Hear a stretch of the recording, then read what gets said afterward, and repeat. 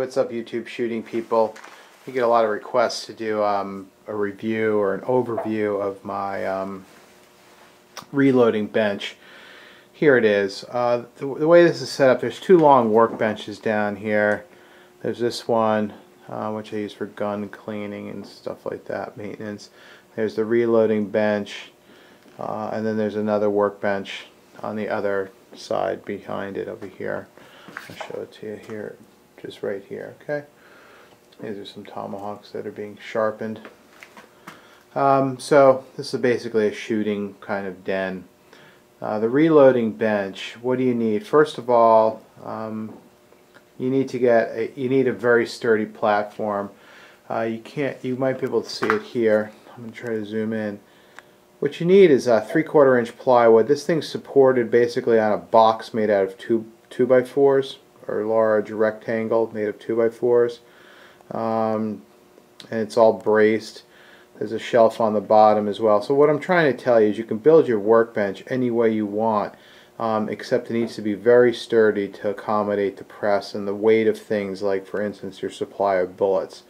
So there's a few thousand rounds of bullets. They weigh quite a bit. Okay, you need to store your brass. Most of this brass is processed. I'm actually running low on brass, so it needs to be sturdy. The press does weigh quite a bit when you operate the ram of the press.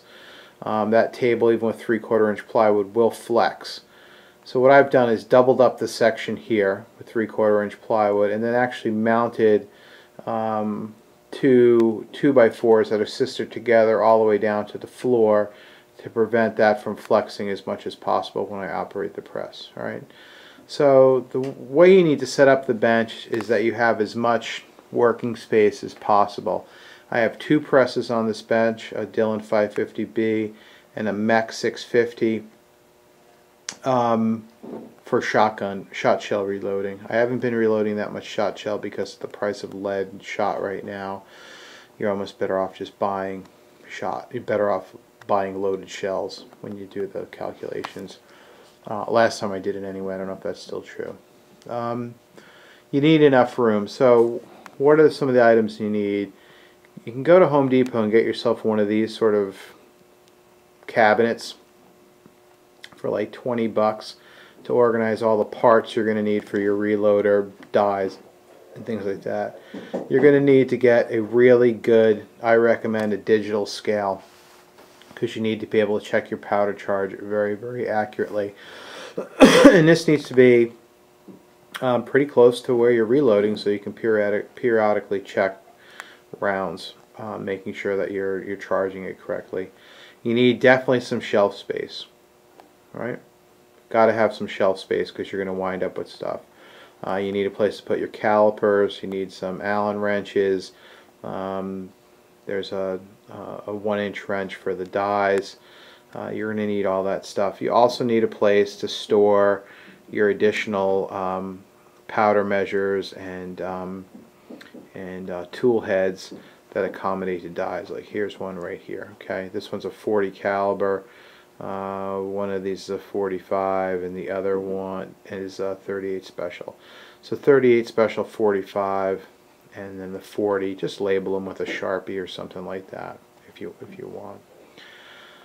You're going to wind up with lots of duds or bad reloads. You got to have some kind of, you save your prescription bottle from your dog's prescriptions if she, if they've ever, or whatever you can, and soak those things in some kind of creeping oil. So in other words, these are cases where the primer didn't seat correctly or got crushed or something weird happened, so I'm inactivating the primers there. Any live ammo any ammo that's crimped wrong or there's a bad case or anything like that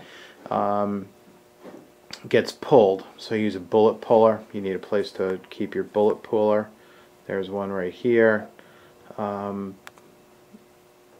Anything that any bad round that gets loaded gets pulled. So if it doesn't fit in the case gauge, for instance, you need a place to store case gauges. There's some case gauges right there.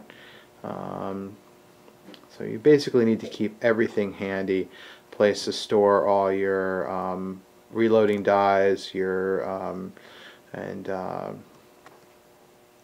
everything you need basically for the reloader.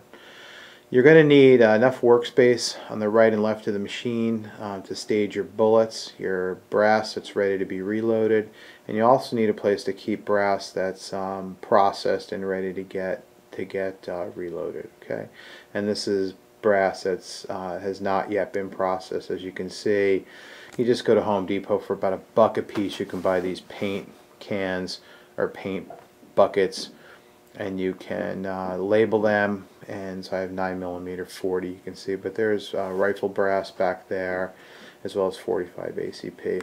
I'm running low on brass because I've been reloading like a maniac. Powder and primers are stored elsewhere.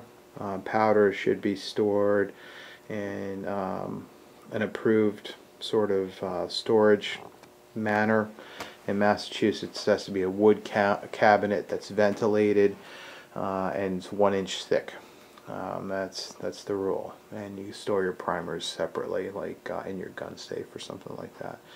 The powder is less of an issue in terms of explosion possibility, believe it or not, than the primers actually are. Then you can put all these kind of doodads on your workbench. These are just management bucks that I've shot over the years. These are just empty cans of powder, so they're just fun to keep there. And whatever else you like to stick up there. So that's how how I organize my reloading bench. Bright workspace is critical. You can't reload if you don't have good work light, because you're going to have to look and check powder in the cases. So that's really critical. All right, folks. So that's an overview of what this looks like, some ideas. You know, it depends on what your living situation is. Certainly you need a place to permanently mount your press. Some people have made incredible workspaces even inside of a closet. So it's really up to you. Keep in mind, it does get dirty, it does get messy. Sometimes the spent primers fall on the floor. This is just a basement floor. I could care less, but I am sure that we can find some if we just...